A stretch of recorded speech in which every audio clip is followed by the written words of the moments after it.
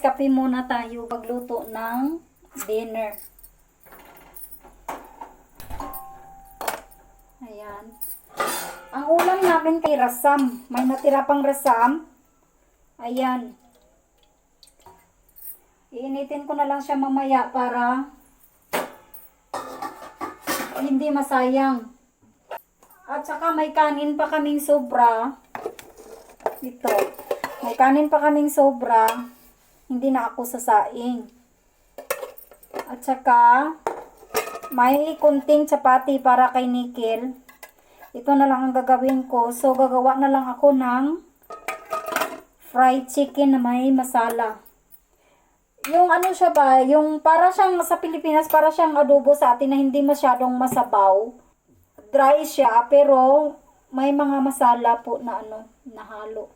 Tapos ko lang gumawa ng pudya sa prayer room. Kasi dito, alas 6 ng gabi, alas 7:30 ng gabi, gumagawa kami dito ng pudya.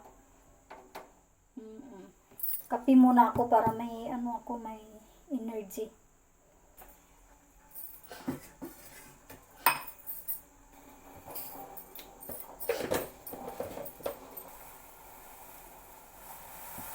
Konti lang kasi yung Ang binibili ko dito na na coffee ay packet lang talaga ang binibili ko. Kasi nga pag bibili ako yung malaki at saka i-transfer sa sa tumitigas ang kape kasi nga hindi naman kami araw-araw kumakape. Ang ginagawa ko palagi ay tea. So, sayang siya. So, ang binibili ko na lang yung packet. Anytime na gagawa ako ng kape, bubuksan ko na lang yung packet. Guys, maghalo ng tea dito or coffee. Ginaganyan nila, oh. Diba? Ayan, yan ang gusto nila na iinumin dito na bumubula talaga sa taas. Yan ang gustong-gusto nila. So, ayan na guys, may oras ako na makipagchika sa inyo. Ganyan oh, di ba bumubula siya? Kape muna ang timpla ko ngayon kasi mag-isa lang ako. Pag may kasama ako, gagawa ako ng tea kasi ang tea, pinapakuluan yan. Matagal pakuluin at saka haluan siya ng loya. Masarap siya. Minsan hinhaluan ko rin siya ng ng cinnamon powder. Naubos na yung cinnamon powder ko. Wala akong time na mag-blend ng cinnamon.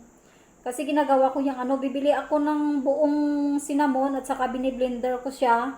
So minsan hinahalo ko siya sa tea, sa coffee. Masarap siya. Masarap siya at saka mabango.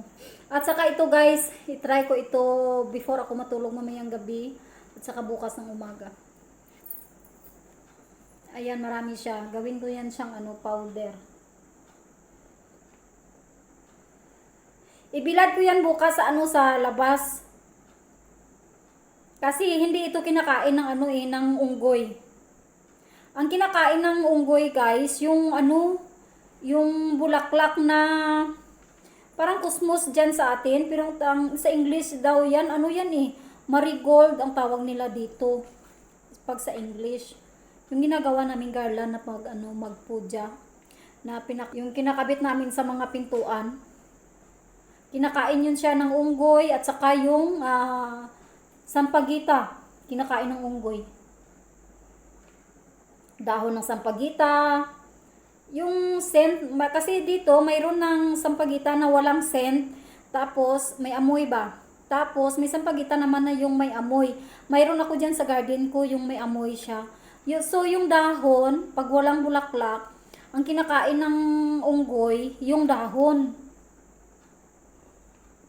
At saka yung tanglad ko, ay nako, hinaharvest palagi ng mga unggoy. Dito talaga guys, wala talaga kang freedom na magtanim ng mga, kung anong gusto mo. Ano lang na klaseng plant na hindi makain ng unggoy. Yun lang talaga.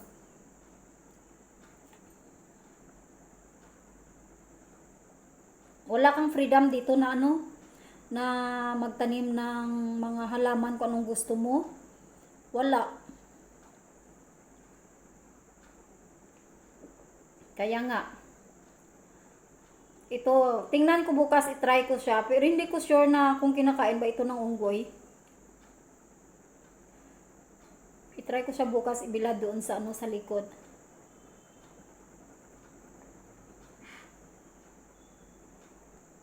Paano guys, marumi tingnan, no? Kasi ito yung pula na yan sa kuko namin. Hindi yan guys, marumi ha. Ayan. Baka sabihin nyo marumi yung kuko. Yung kuko ko. Ano ito siya eh, ayan oh, 'di ba may pula konti diyan oh. Hindi po 'yan siya marumi. Ano 'yun po siya, mahindi. Kasi last week naglagay ako ng mahindi sa buhok ko.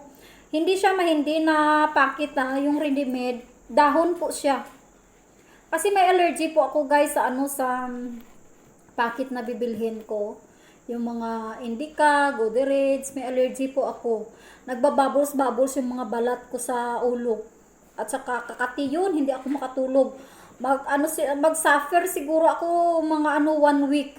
Kahit naiinom ako ng citracin, hindi po talaga talab yung citracin sa akin pag ako ay ng allergy ko. Kaya hindi ako gumagamit nun. Bahala na makita yung mga bukay-bukay sa ulo ko. At least hindi ako nagsasuffer. Hindi ako makatulog paggabi guys. Kamot ako ng kamot sa ulo ko. Hanggang yung mga balat, matatanggal yung balat sa ulo ko. So ang ginagawa ko, yung na lang, yung dahon, yung original talaga.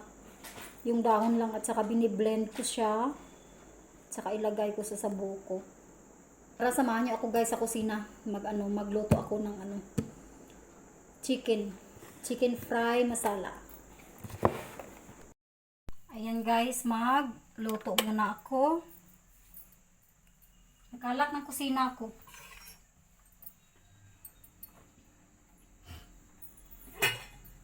Ito ay gatas po ito. Hanggang bukas ng umaga namin inumin.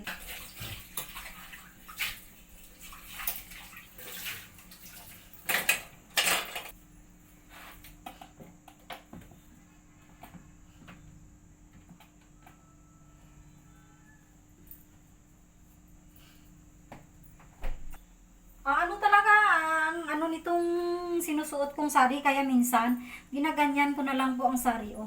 Ginaganyan ko na lang po siya. Kasi nga pag gumagalaw ka, sumasangit kung saan-saan, kaya ginaganyan ko na lang siya. O di ba? Para okay na. Ikot lang ng ikot, walang problema.